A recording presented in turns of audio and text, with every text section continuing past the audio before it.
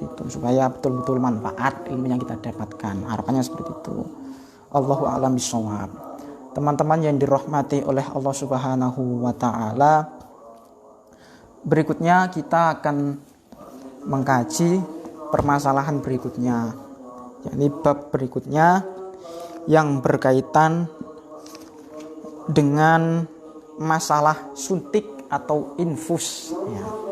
Batalkah puasanya? Suntik atau infus.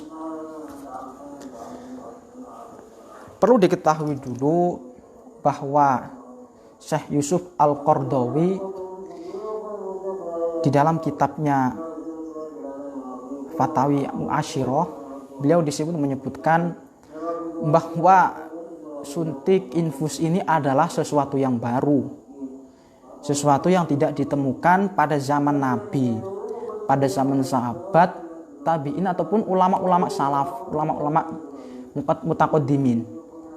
Artinya kalau umpamanya hal itu tidak ditemukan pada zaman dahulu, ini membutuhkan sebuah ijtihad baru dari para ulama kontemporer. Di antaranya Syekh Yusuf Al-Qaradawi itu dalam kitabnya tersebut bahwa suntik atau infus ini beliau mengatakan tidak membatalkan puasa. Sekali lagi bahwa suntik dan infus ini tidak membatalkan puasa, karena alasan beliau bahwa ini tidak masuk ke jauh, tidak masuk ke lubang. Itu kata beliau seperti itu. Namun hal ini perlulah kita telaah lagi dan perlu kita buka-buka referensi yang lain seperti itu, supaya kita menambah perbandingan pengetahuan, supaya betul-betul yang ilmu yang kita amalkan ini betul-betul komprehensif, menyeluruh, dan betul-betul sesuai dengan pemahaman para ulama seperti itu. Jadi dalam hal ini kita akan menggunakan kitab At-Taqriratus Sadidah fil Masail Mufidah. Bismillahirrahmanirrahim. Hukmul ibrati, hukumnya suntik, tajuzu liddarurah, walakin ikhtalafu fi ibtalihima lisawmi ala salasati aqwalin. Boleh suntik tersebut ketika dia itu sudah darurat. Darurat itu ya kalau umpamanya tidak disuntik dia akan tambah parah sakitnya, akan mengakibatkan tubuhnya tambah drop dan lain sebagainya. Itu diperbolehkan. Tapi hal ini terjadi khilafiyah di antara para ulama, terjadi perbedaan pendapat di antara para ulama. Itu ya. Lagi-lagi khilafiyah ya sudah tidak apa-apa. Ini kan masalah fikih, tidak apa-apa khilafiyah seperti itu, furu'iyah. Kita jelaskan saja berkaitan dengan hal itu. Al-awalu fa fi qaulin innaha tubtilu mutlaqan li annaha wasalat ilal jawfi. Pertama adalah membatalkan puasa secara mutlak. Sekali lagi bahwa suntik dan infus itu tadi membatalkan puasa secara mutlak, walaupun keduanya itu beda fungsi. Kalau suntik itu dia untuk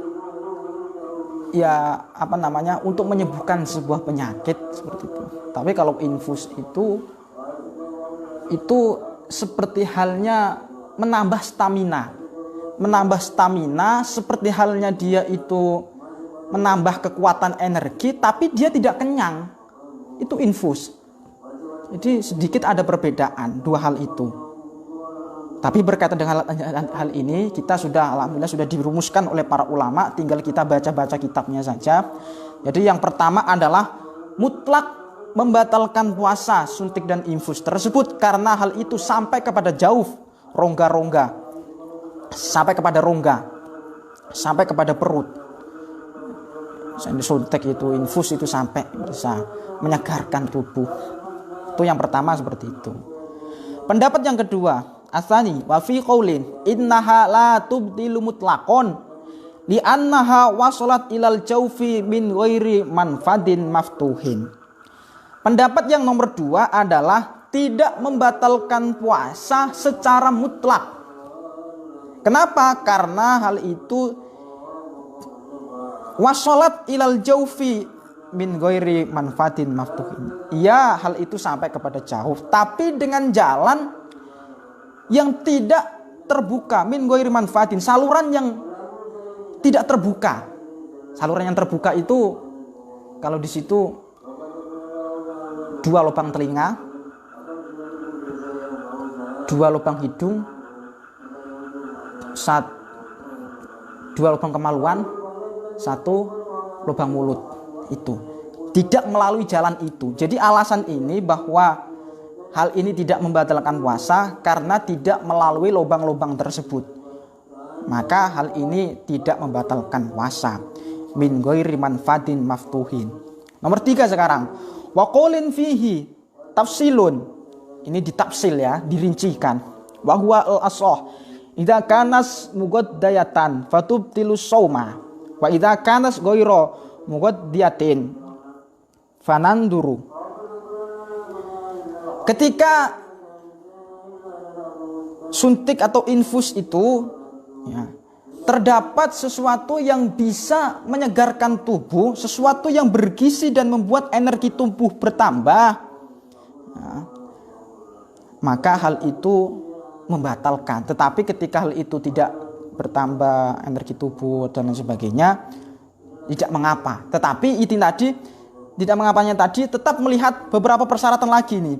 Idza kana fil uruqil mujawwafati wa hiya al-awridah fatubtilu. Jadi ketika dia itu menyuntikkan itu ya, jadi suntiknya itu lewat pembuluh darah seperti itu ya, maka hal itu membatalkan. Tetapi beda lagi wa idza kana fil abdal wa hiya al-uruqu ghairul mujawwafati fala tubtilu. Tetapi kalau di lain daripada pembuluh darah itu tidak batal. Itu rumusannya para ulama seperti itu. Baiklah teman-teman yang dirahmati oleh Allah Subhanahu wa taala, di dalam kitab Syarah Yaqutun Nafis juga keterangannya itu ada seperti itu. Keterangannya hampir sama. Ada ulama yang memperbolehkan, tidak membatalkan puasa. Ada ulama yang mengatakan membatalkan puasa dengan alasan-alasan itu tadi. Hampir sama sudah alasannya. Cuma dalam kitab ini kita tidak membaca ilat-ilatnya lagi, alasannya apa, membatalkan puasa atau tidaknya. Tetapi kita mendengarkan nasihat daripada musannaf.